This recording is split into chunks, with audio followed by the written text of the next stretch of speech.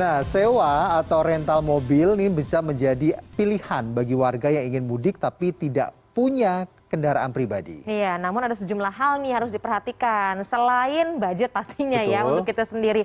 Tapi ada banyak hal yang mesti kita periksa dulu sebelum kita pilih untuk rental mobil tersebut. Coba kita lihat apa saja informasinya. Sandi Hidayat merupakan salah satu warga yang menggunakan jasa sewa atau rental mobil untuk melakukan perjalanan mudik bersama keluarga. Selama 5 tahun terakhir, ia rutin menyewa mobil untuk mudik ke Tasikmalaya. Bagi pria berusia 33 tahun ini, menyewa mobil dirasa lebih nyaman dibandingkan menggunakan angkutan umum. Ia pun mengaku tidak sembarangan ketika menyewa mobil untuk mudik. Kalau pengalaman saya sendiri sih, untuk beberapa rental di Bandung, ya saya cari rental-rental yang memang secara legalitas juga ada. Terus posisinya secara kondisi mobil rata-rata. Dan untuk posisi mobil, kesehatan mobil, sama juga jenis-jenis mobilnya juga. Sama yang utama sih harga. Menjelang Lebaran, jasa penyewaan atau rental mobil memang banyak dicari. Rata-rata pemesanan dilakukan untuk keberangkatan pada 3 hari sebelum Lebaran. Sewa mobil berlaku untuk durasi minimal 7 hari dengan harga sewa bervariasi. Mulai dari Rp500.000 per hari untuk jenis mobil SUV, hingga Rp2,5 juta per hari untuk jenis mobil besar seperti Elf. Untuk menjamin keselamatan pengguna, pemilik rental memberikan jaminan jika kendaraan rusak ketika sedang digunakan. Selama kalau misalkan masih bisa diakali di bengkel setempat, ya mungkin kita akalin dengan nanti biaya kita yang nanggung. Biaya kita yang nanggung, karena kan biaya sewa udah tinggi. Sudah diwayar di muka lagi. Nanti kalau ada apa-apa, misalkan kita yang tanggung. Tapi kalau misalkan sama bengkel setempat susah diakalin tuh, tidak bisa diperbaiki, ya otomatis mau nggak mau kita ganti unit ke tempat yang mogok itu, dimanapun gitu, Mbak. Menurut praktisi keselamatan mengemudi dari Safety Defensive Consultant Indonesia, ada sejumlah hal yang harus diperhatikan bagi Anda yang ingin mudik menggunakan mobil rental. Di antaranya, jasa penyewaan yang memiliki legalitas. Ada baiknya memilih jenis kendaraan yang biasa digunakan agar mudah ditangani jika terjadi kerusakan. Jangan lupa cek kondisi kendaraan seperti mesin, ban, dan lampu. Pastikan juga bahwa kendaraan dilengkapi dengan fitur-fitur keselamatan seperti alat pemadam kebakaran dan P3K. Kemudian kalau bisa mobil itu diterima 1 hari sebelumnya. Untuk apa? Untuk melakukan orientasi. Karena kan tidak ujuk-ujuk mobil dibawa mudik. Paling tidak dilihat bahwa si pengemudi ini mampu menguasai kendaraannya, mengontrol. Ya, apabila nanti harus lewat jalan tol atau lewat jalan provinsi atau cuaca buruk sekalipun. Jika memilih mudik dengan menggunakan supir, pastikan supir tersebut kompeten berkendara agar aman di perjalanan. Laisa Nisa, Rizky Rahadian, Bandung, Jawa Barat. Ya, mau dengan moda transportasi apapun, tapi yang namanya mudik kan emang udah tradisi ya. Betul. Selalu dilakukan saat Lebaran tiba. Kalau belum pandemi ya saat diperbolehkan gitu kan. Masyarakat pasti akan berbondong-bondong pulang kampung membawa seluruh anggota keluarganya buat silaturahmi. Kadang-kadang mudik itu agak sedikit mengesampingkan rasa nyaman gitu betul. ya. Yang penting kita sampai Yang penting dulu. sampai dulu gitu. Padahal sebenarnya kan nyaman itu juga penting ya agar kita juga menikmati pada saat mudik ini. Nah, bagi Anda terutama yang akan mudik membawa balita atau anak-anak nih ada sejumlah hal yang tampaknya harus menjadi perhatian agar perjalanan mudik ini bisa berlangsung dengan lancar, nyaman, dan juga aman. Iya, untuk semuanya Untuk ya. semuanya.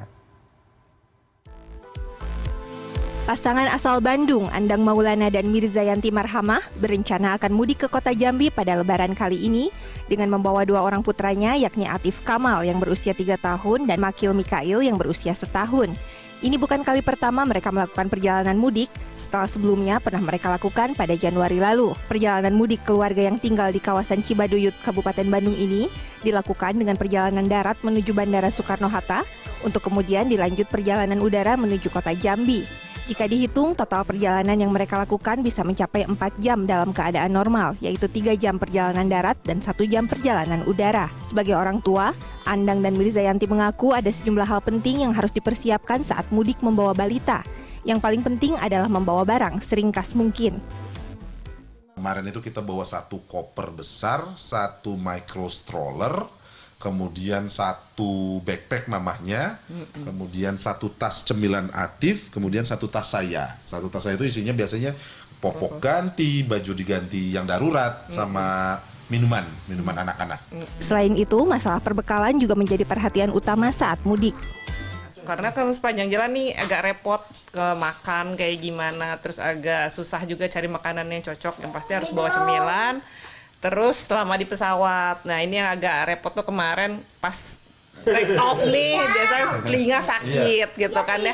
Jadi ya tetap caranya ya satu-satunya ya suruh makan terus, jadi suruh ngunyah. Untuk sekarang bebas deh, mau makan coklat, makan permen, pokoknya bebas, Hanti bebas ya Bang ya. Mudik membawa balita memang seringkali merepotkan bagi orang tua. Perjalanan yang jauh berpotensi membuat balita bosan dan rewel, sehingga diperlukan banyak persiapan agar balita bisa nyaman saat perjalanan mudik.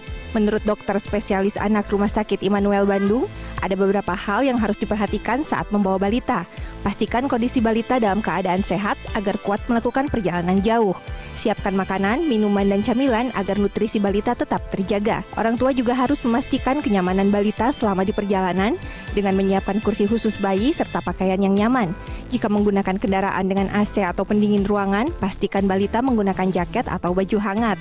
Istirahat setiap 2 atau 3 jam atau jika balita terlihat gelisah. Tak lupa siapkan obat-obatan seperti obat demam, oralit, dan obat batuk sebagai antisipasi.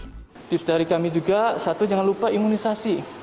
Nah, imunisasi itu harus dilengkapi dulu, karena imunisasi itu penting untuk jaga daya tahan dirinya sendiri, melawan kumannya sendiri dari balita itu sendiri. Jadi ada yang belum lengkap imunisasinya, yuk kita lengkapi dulu. Mumpung masih ada waktu sebelum mudiknya ini, dilengkapi, bisa ke puskesmas posyandu terdekat ataupun ke dokter anak untuk lihat apa yang ketinggalan, kita lengkapi dulu. Memang betul untuk masa-masa pandemi ini, usia balita kita belum ada vaksin untuk COVID-nya.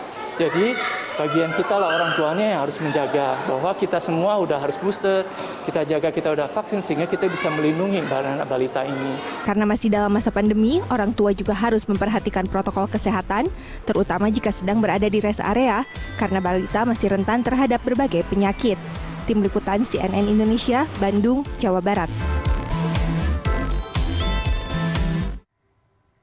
Nah, mudik juga tidak hanya menjadi sebuah ajang silaturahmi saja ya, tapi juga menjadi sebuah momentum untuk mendapatkan rezeki. Roda perekonomian terus berputar seiring dengan banyaknya orang yang pulang ke kampung halaman. Ya, salah satunya di bisnis perhotelan yang juga menjadikan momen mudik kali ini sebagai momentum untuk meraup cuan. Jawa Tengah yang selalu menjadi tujuan dan lintasan utama mudik mendatangkan berkah bagi para pelaku usaha dan bisnis, khususnya bisnis perhotelan. Ketua Persatuan Hotel dan Restoran Indonesia atau PHRI Jawa Tengah menyebut masa mudik adalah masa pemilik hotel meraup cuan. Hal ini tak lepas dari kondisi Jawa Tengah yang aksesnya makin mudah dengan adanya tol Trans Jawa. Artinya Jawa Tengah soal aksesibilitas Mas, menurut saya. Terutama kalau saya bilang bahwa mereka yang sudah dilalui tol, mereka kan harapannya di mindset mereka berpikir bahwa yang waktunya predictable itu yang mereka tentunya gampang diakses lewat itu gitu. Nah ini sangat diuntungkan. Maka dari itu bersiap-siap saja, jangan menyia-nyiakan. Kalau saya sih pesannya kepada teman-teman gitu, karena masing-masing itu punya tingkat advantage yang berbeda lah ya. Meski demikian, mudik dan berwisata di saat pandemi yang belum usai butuh kesiapan khusus. Sebagai titik rawan penyebaran virus COVID-19, pemerintah daerah fokus pada pengawasan dan pelaksanaan protokol kesehatan di tempat wisata. Jadi sampai saat ini Mbak, kawan-kawan dari Dinas Pemuda dan Olahraga dan Kepariwisataan ini sudah melakukan himbauan itu ke seluruh pengelola objek wisata yang ada di Jawa Tengah. Jadi memang terkait dengan Peduli Lindungi ini adalah merupakan suatu syarat mutlak. Tapi tentunya nanti masyarakat yang tidak mengaktifkan Peduli Lindungi, dia harus menunjukkan sertifikat vaksin.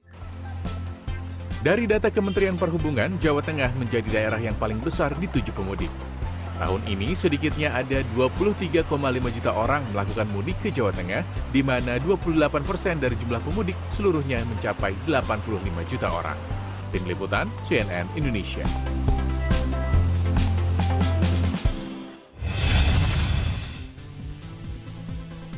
Memasuki hari-hari terakhir bulan Ramadan, suasana mudik mulai terasa ya. Meskipun demikian, di akhir Ramadan pun banyak pahala besar yang sebenarnya menunggu para umat muslim. Nah, sesaat lagi kami akan hadirkan sejumlah masjid yang berada di puncak gunung dan bukit. Siapa tahu nih bisa menjadi alternatif Anda untuk itikaf ya. Sesaat lagi di Good Morning.